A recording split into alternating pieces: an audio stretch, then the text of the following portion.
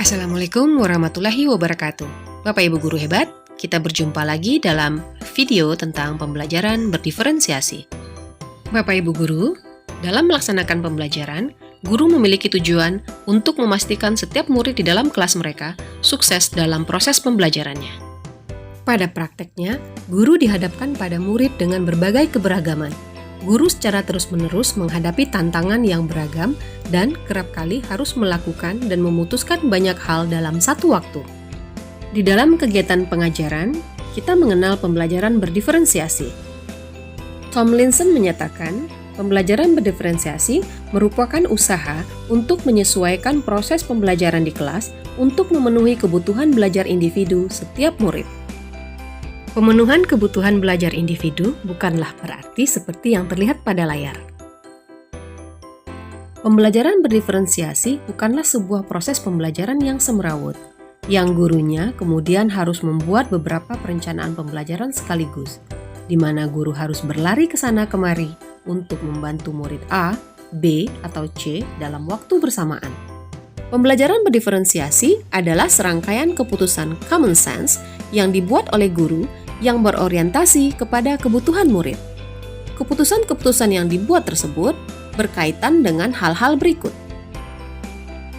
Pembelajaran berdiferensiasi harus berakar pada pemenuhan kebutuhan belajar murid dan bagaimana guru merespon kebutuhan belajar tersebut. Kebutuhan belajar murid dapat dilihat dari 3 aspek pada layar, dan mari kita bahas satu persatu. Kesiapan belajar. Readiness adalah kapasitas untuk mempelajari materi baru. Tomlinson menyatakan merancang pembelajaran berdiferensiasi mirip dengan menggunakan tombol equalizer pada stereo atau pemutar CD. Keterangan untuk equalizer kesiapan belajar adalah sebagai berikut.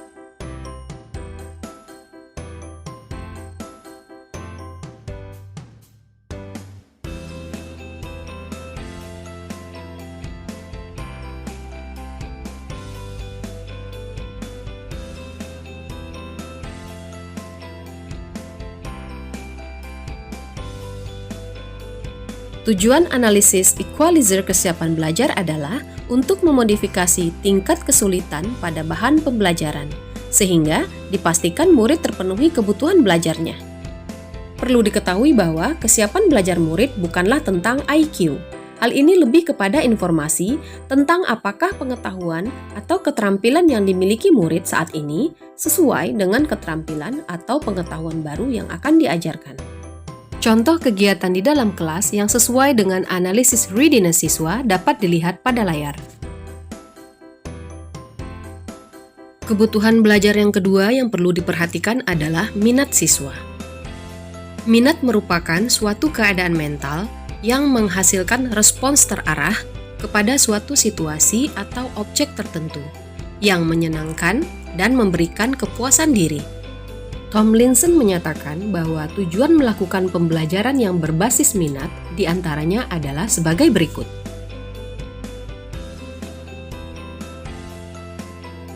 Minat dapat kita lihat dalam 2 perspektif, yaitu minat situasional dan minat individu.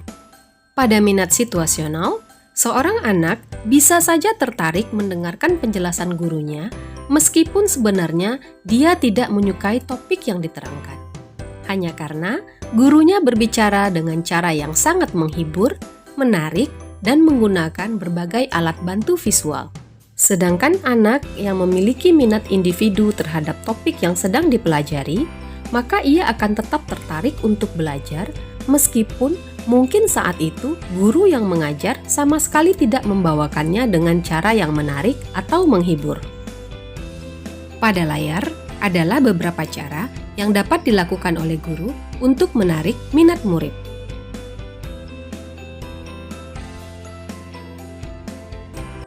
Berikut adalah daftar area minat dan moda ekspresinya yang dapat digunakan dalam kegiatan pembelajaran.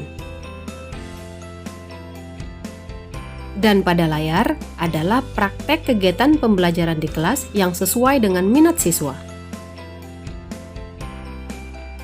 Dan berikutnya adalah profil belajar siswa.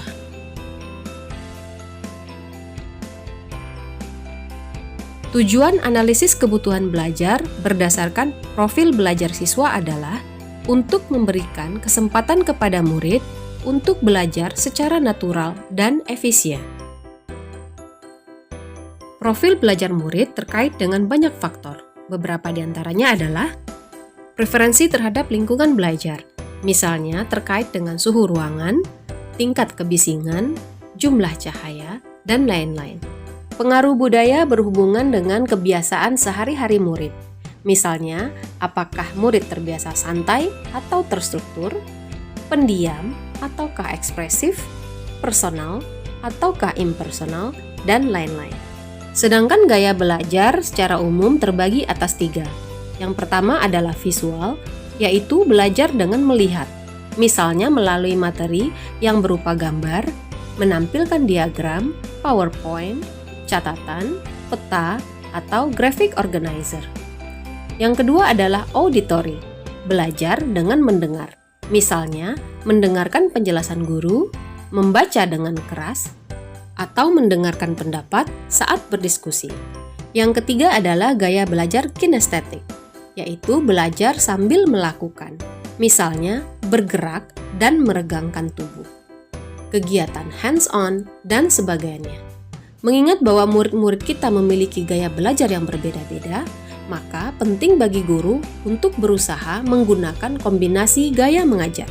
Dan dalam menganalisis profil belajar siswa, guru juga harus memperhatikan kecerdasan majemuk, yaitu kelebihan siswa pada bidang-bidang tertentu. Guru dapat mengidentifikasi kebutuhan murid dengan berbagai cara. Pada layar adalah beberapa contoh cara yang dapat dilakukan guru.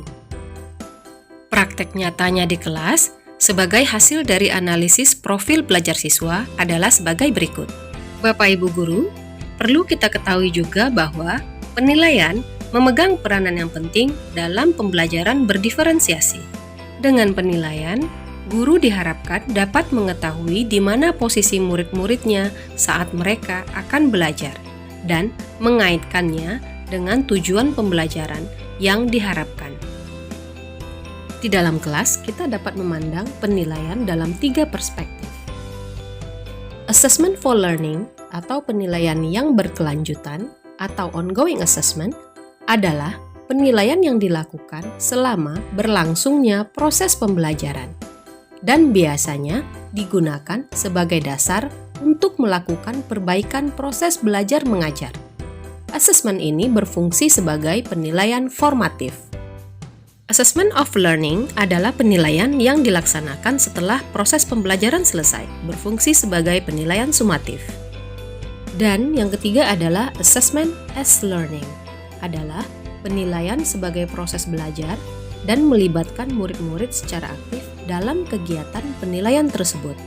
Penilaian ini juga dapat berfungsi sebagai penilaian formatif. Dalam praktik pembelajaran berdiferensiasi, penilaian formatif memegang peranan yang sangat penting. Penilaian formatif dilakukan saat proses pembelajaran masih berlangsung.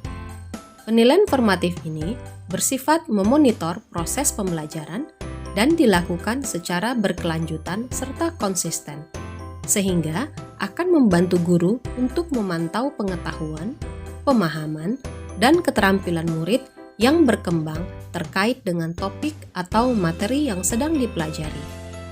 Karena sifatnya memonitor pembelajaran, maka penilaian formatif ini dapat terjadi setiap hari melalui berbagai strategi. Penilaian formatif tidak hanya dapat dilakukan secara tertulis, tapi juga dapat dilakukan melalui proses pengamatan, menanya, merefleksi, berdiskusi baik dengan teman sebaya maupun guru, dan lain-lain. Berikut adalah beberapa contoh strategi penilaian formatif yang mungkin dapat dilakukan guru di dalam kelas.